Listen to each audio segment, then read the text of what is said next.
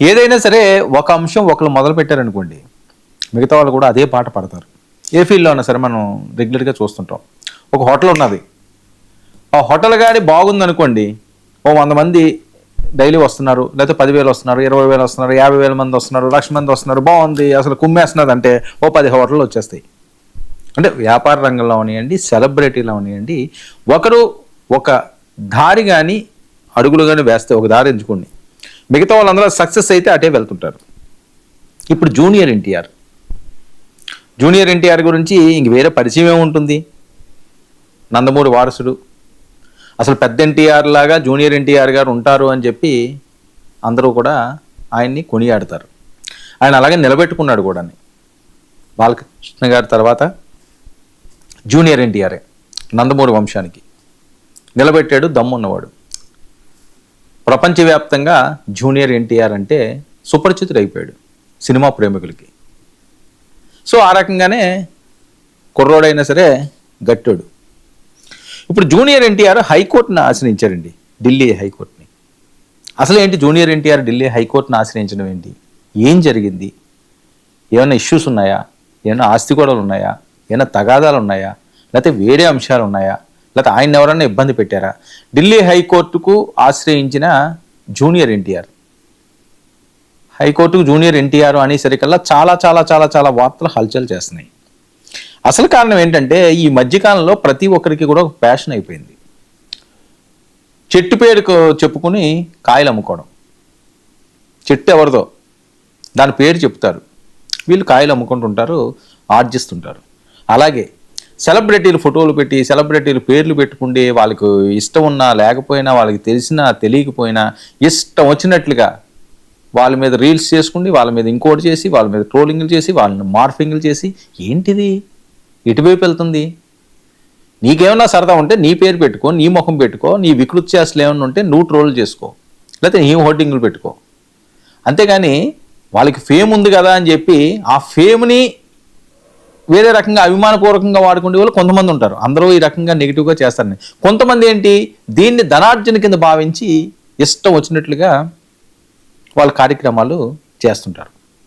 So ఆ బాధితుల్లో నాగార్జున ఉన్నారు, అక్కినేని, చిరంజీవి గారు ఉన్నారు, కొణిదెల, ఇప్పుడు జూనియర్ ఎన్టీఆర్, ఇంకా చాలామంది ఉన్నారు. కానీ అందరూ సరే, దేనికన్నా కూడా సమయం రావాలి కదా. సో ఆ సమయం ఇప్పుడు జూనియర్ ఎన్టీఆర్ గారికి వస్తుంది. వాళ్ళిద్దరికీ కూడా కోర్టు డైరెక్షన్ ఇచ్చింది. వాళ్ళకి తెలియకుండా నేను చిరు, మెగాస్టార్, లేకపోతే అన్నయ్య ఇలాంటివి ఏమి కూడా ఇంక వాడకూడదు, చిరంజీవి అని వాడాలి అంతే. నాగార్జున, నాగ్, కింగ్, లేకపోతే మన్మధుడు, లేకపోతే ఏదో ఉన్నది యంగ్స్టర్, యువ సామ్రాట్, ఇలాంటివి ఏమైనా ఆయన బిరుదులు ఉన్నాయి, అవి ఇప్పుడు ఏం ప్రస్తావించకూడదు. నాగార్జున అంతే, అక్కినేని, నాగార్జున.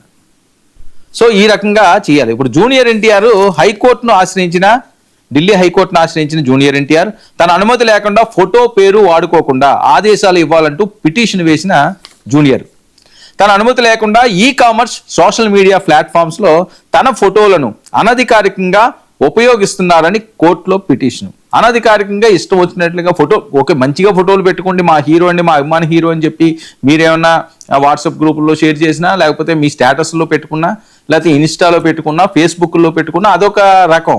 అలా కాకుండా ఈ ఫోటోని ఏదో మార్ఫింగ్లు చేసి వేరే రకంగా చేసుకుంటూ ఇష్టం వచ్చినట్లుగా చేస్తే ఒకరోజు చూస్తారు, 2 రోజులు చూస్తారు, ఎక్కడో కాలుతుంది. కాలిందంటే ఏం చేస్తారు? కోర్టులో పిటిషన్ పడేస్తారు. ఇప్పుడు ఏమైంది? ఇప్పుడు ఎవడ ముట్టుకున్నా సరే వాతలు పడిపోతాయి. ఆ రకంగా ఉండే పరిస్థితి.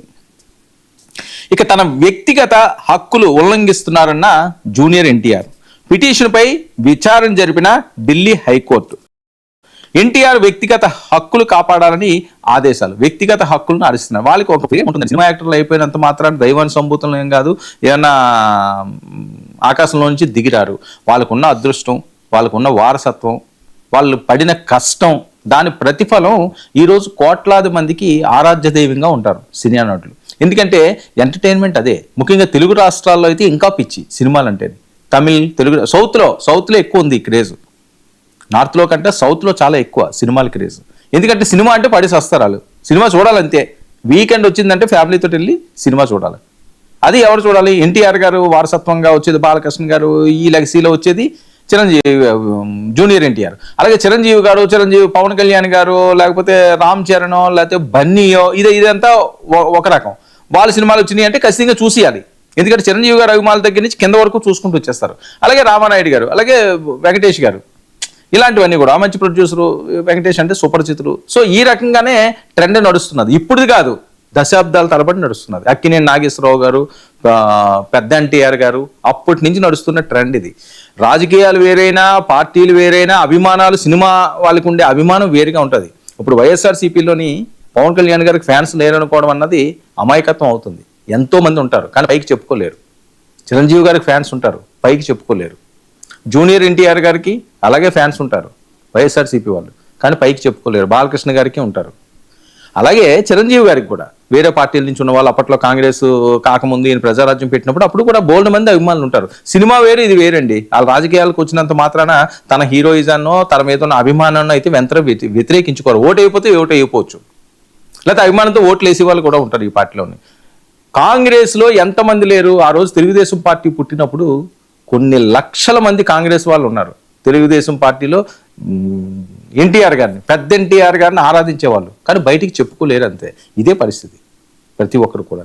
సినిమా వాళ్ళంటే వాళ్ళ అదృష్టం. కొంతమందికి కొన్ని అదృష్టాలు వస్తాయి. ఆ అదృష్టంలో ఉన్నవాళ్ళు కాబట్టి, ఆ ఫీల్డ్లో ఉన్నవాళ్ళు కాబట్టి వాళ్ళని ఎక్కడో ఆకాశంలో చూస్తుంటారు.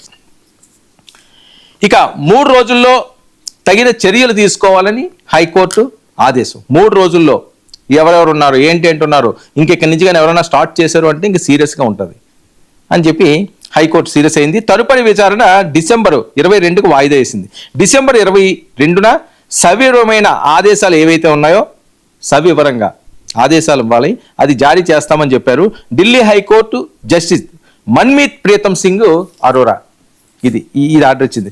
సో ఇక్కడ నుంచి ఇంక మనం ఎట్టి పరిస్థితుల్లోని కూడా జూనియర్ ఎన్టీఆర్ని జూనియరు ఇదని కాకుండా ఎన్టీఆర్ లేకపోతే నందమూరి తారక రామారావు ఈ రకంగానే ఆయన పిలాల్సిన అవసరం ఉంది. ఇంకో రకంగా పిలిచిన ఆయన్ని ఫోటోల్ని వాటిని మార్పింగ్లు చేసి మిస్యూజ్ చేసినా మాత్రం ఇబ్బందులు తప్పవు. తస్మాత్ జాగ్రత్త. ఇక మన ప్రైమ్ డిబేట్ విషయానికి వస్తే మంత్రి లోకేష్ మాస్